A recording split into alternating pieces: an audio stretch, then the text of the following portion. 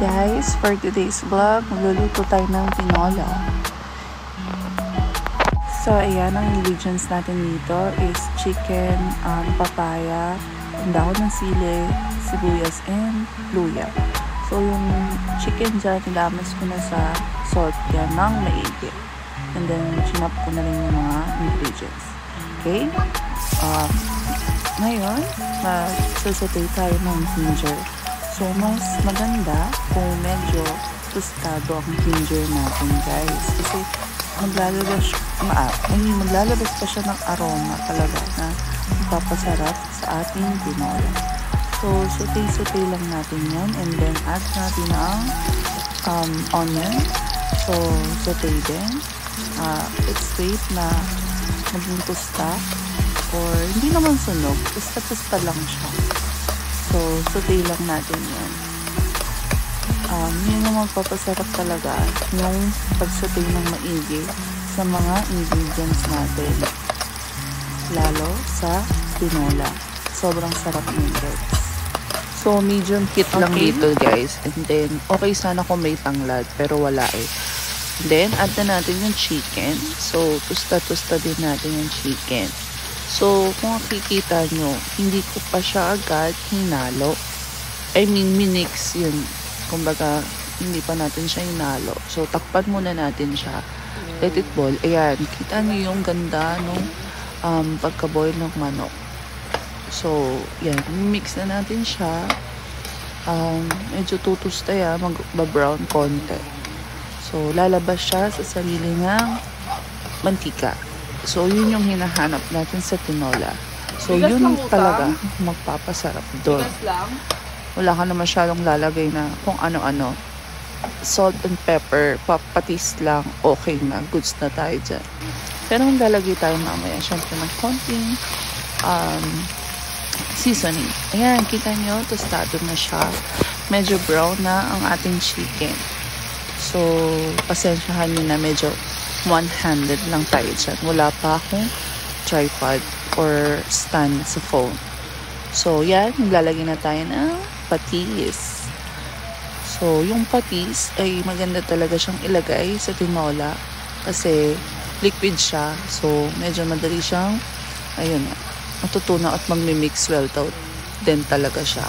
And then, after nyan, sabay na natin yung papaya para lumambot na din siya kasabay ng ating chicken. So, yung papaya ang ginamit natin dito sa tinola kasi favorite ng anak ko yan. So, lagyan na natin siya ng pepper. Yan, sorry ang daming pepper kasi gusto ng aking asawa ang paminta sa tinola. So, more pepper, talagang mas masarap siya. And then, after that, lalagyan na natin siya ng seasoning.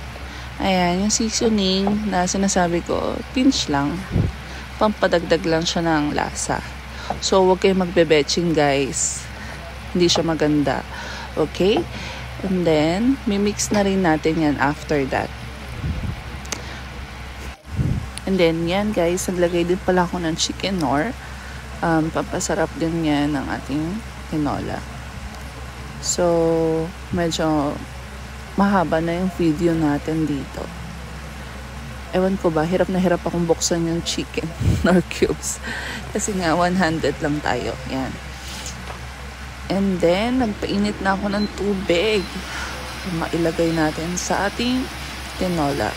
So, para mas madali siyang kumulo, nag-init na ako ng tubig. Yan.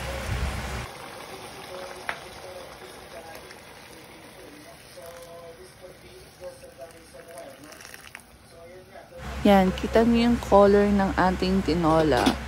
So, medyo brown siya na maninamnam yan talaga guys. Usually, yung iba gumagamit ng pinaghugasan ng bigas para sa sabaw. Hindi ko pa siya natatry pero sabi daw masarap daw yun.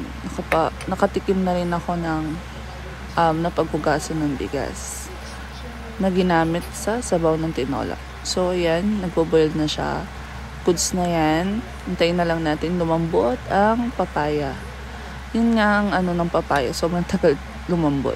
And then, dagdag na natin yung dahon ng sili. Pwede rin yung malunggay guys ha. Yan. Kung wala kayong mahanap na dahon ng sili, pwede ang malunggay. Healthy talaga.